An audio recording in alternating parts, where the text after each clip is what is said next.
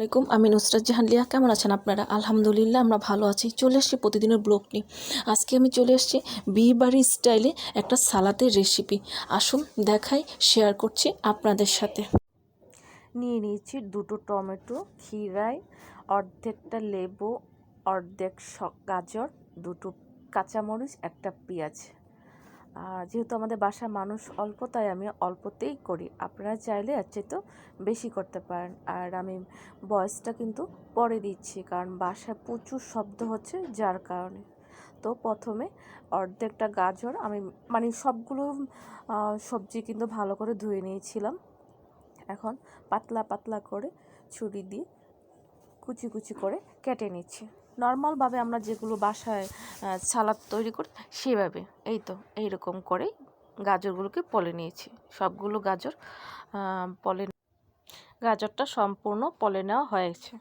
নিয়ে নিয়েছি অর্ধেক খিরাই। আর এখন কিন্তু বাজারে অ্যাভেলেবেল খিরাইগুলো পাওয়া যাচ্ছে। আর এই শীতকালে কিন্তু খিরাই বাজারে অ্যাভেলেবেল পাওয়া যায়। তো খিরাই যদি না থাকে, চাইলে শসা দিয়েও করতে পারেন। তো খিরাইটাকেও আমি এরকম করে চিকন চিকন করে পলে নিচ্ছি। আবারও বলে দিচ্ছি, আমার বাসায় যেহেতু মানুষ কম, তাই আমি অল্পই নিয়েছি, আপনারা বেশি নিতে পারেন। এই তো সম্পূর্ণ খিরাইটা ভালো করে পলে নেওয়া হয়ে গেছে। নিয়ে নিয়েছি টমেটো। এখন টমেটোটাকেও আমি পাতলা পাতলা করে কেটে নেব।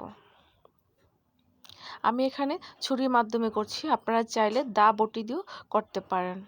আপনাদের সুবিধা যেরকম হবে ঠিক সেভাবেই করে নিতে পারবেন। এই তো এইরকম করে সম্পূর্ণ টমেটোটা পলে নেওয়া হয়ে গেছে। টমেটোটাও আমি চিকন করেই পলে নিয়েছি। নিয়ে নিয়েছি অর্ধেক লেবু। লেবুটাকে কিন্তু পলে নেব না, লেবুটাকে মাছ থেকে 2 পিস করে নেব। এই তো এইরকম করে লেবুটা আমি কেটে নেব। নিয়ে নিয়েছি পেঁয়াজ। লেবু কিন্তু পুরোটা দেয়নি, যদি টকটা বেশি খেতে চান তাহলে লেবু আরও দিতে পারেন। এখন পেঁয়াজটা ভালো করে চিকন চিকন করে পলে নিচ্ছি। এই তো এইরকম পলে নিয়েছি। নিয়ে নিয়েছি দুটো কাঁচামরিচ। কাঁচামরিচটাও আমি চিকন চিকন করে পলে নিয়েছি। আমি এখানে কোনো ধনিয়া পাতা দেইনি, চাইলে ধনিয়া পাতাও দিতে পারেন।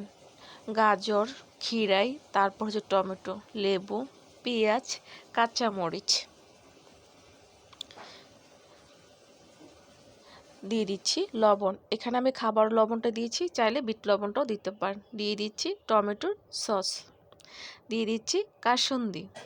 কাসুন্দি চাইলে বাসাও তৈরি করতে পারেন বা কিনেও আনতে পারেন। এখন দুটো চামচের মাধ্যমে আমি ভালো করে মিশিয়ে নিচ্ছি। চাইলে হাত দিয়েও মাখিয়ে নিতে পারেন। ভালো করে মিশালেই একেবারেই তৈরি। একটু সময় নিয়ে মিশাবেন, যেহেতু চামচ দিয়ে মেশানো হচ্ছে।